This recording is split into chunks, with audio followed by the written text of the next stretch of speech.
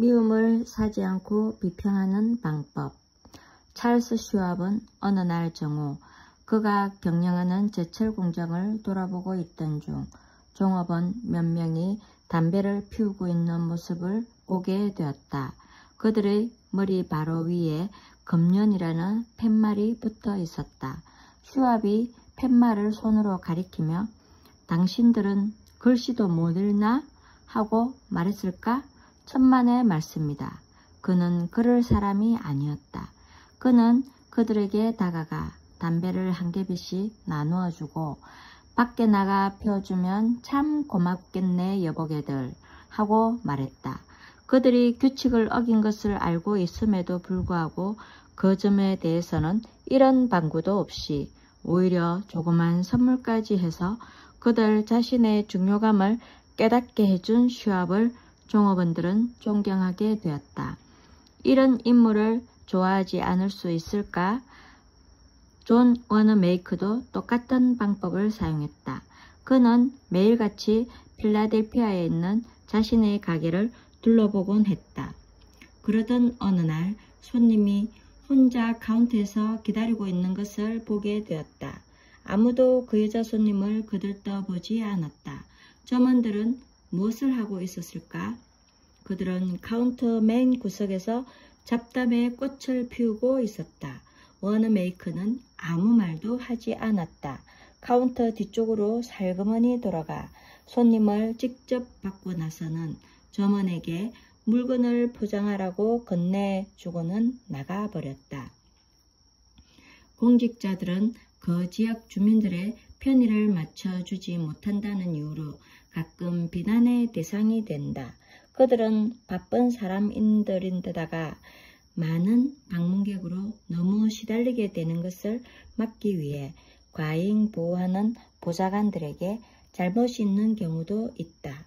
디즈니월드의 고장인 플로리다의 올랜도시에서 여러 해 동안 시장을 지낸 칼 랭코드는 사람들이 자신을 만나볼 수 있도록 하라고 보좌관에게 자주 말했다. 그러나 시장이 개방주의 정책을 펴고 있다고 주장했는데도 지역 주민들이 그를 찾아가면 비서관들과 사무관들이 그들을 막았다. 마침내 랭코드 시장은 해결책을 찾았다. 그는 자신의 사무실 문을 없애버렸다. 그러자 비로소 보좌관들도 시장의 심중을 헤아리게 되었으며 사무실 문이 상징적인 의미로 제거된 바로 그날부터 시장은 참된 개방 정책을 펴게 되었다. 세 글자로 된 단어를 어떻게 쓰느냐에 따라 상대방의 기분을 상하게 하거나 비난을 받지 않고서도 상대방의 기분을 변하게 만들 수도 있고 그렇게 만들지 못할 수도 있다.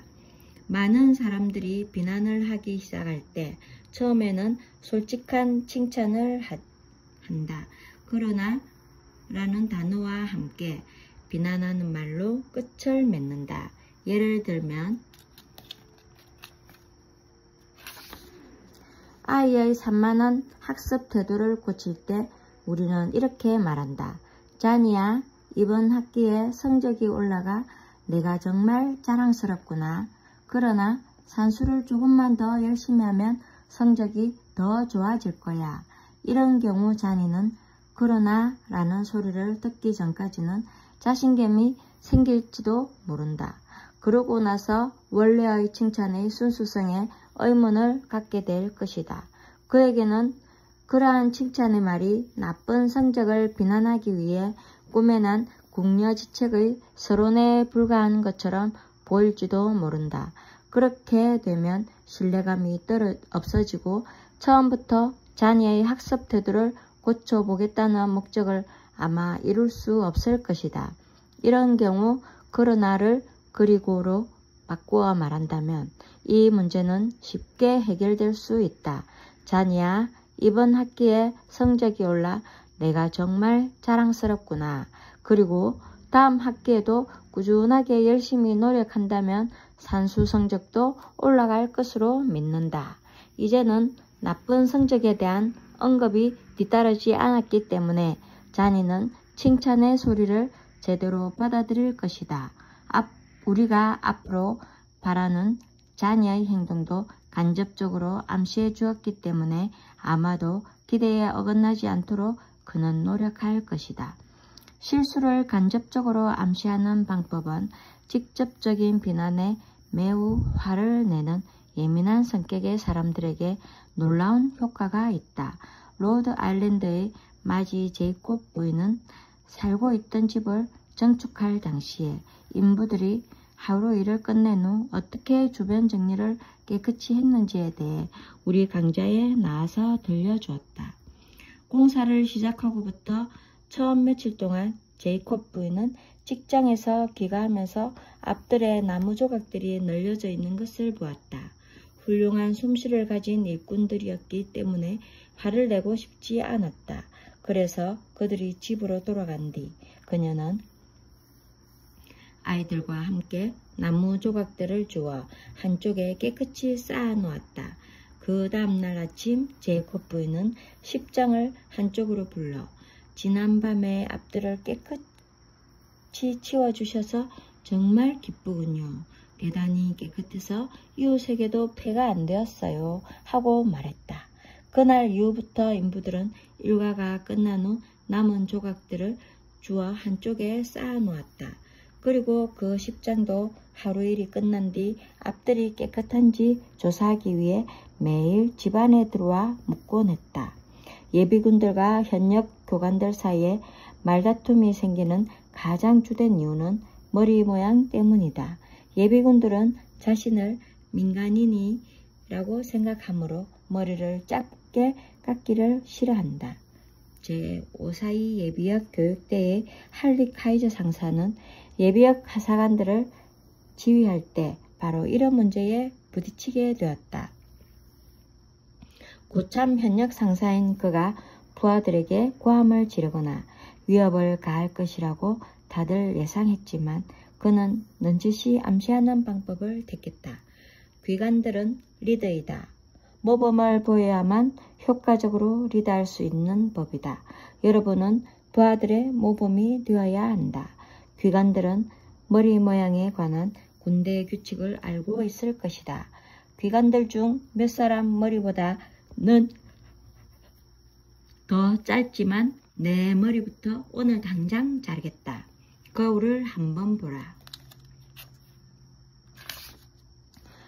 만약 모범을 보이기 위해 머리를 잘라야겠다고 생각하면 귀관들이 부대 내의 이별관에 갈 수 있도록 시간을 내주겠다. 하고 카이저 상사가 말했다. 결과는 예상대로였다. 몇몇 하사관이 거울을 들여다본 후 그날 오후에 이별관에 가서 규칙대로 머리를 잘랐다. 카이저 상사는 그 다음날 아침 몇몇 하사관에게 이미 지휘관으로서의 자질을 엿볼 수 있다고 말해 주었다. 1887년 3월 8일 뛰어난 설교가인 헨리워드 비처가 사망했다. 그 다음날 월요일 아침 비처의 사망으로 비어버린 설교대에서 연설을 해달라는 부탁이 라이먼 에보트에게 왔다. 최선을 다해보려는 나머지 그는 프랑스 소설가 플로베르처럼 지나치게 소심할 정도로 설교문을 쓰고 지우고 다시 쓰는 일을 되풀이했다.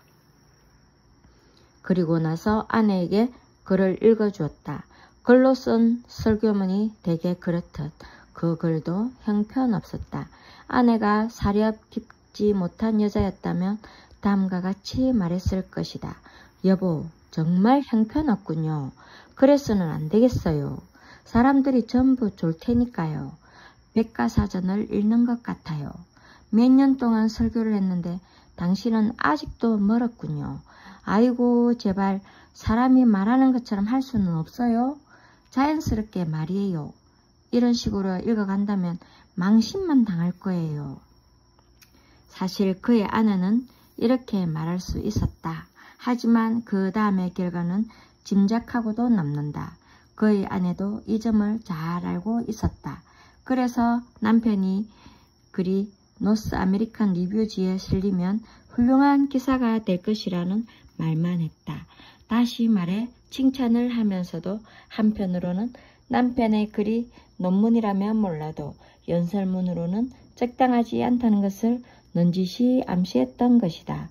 라이먼 에버튼은 그 뜻을 이해하고 열심히 준비했던 연설문을 찢어버리고 노트도 사용하지 않은 채 연설을 했다.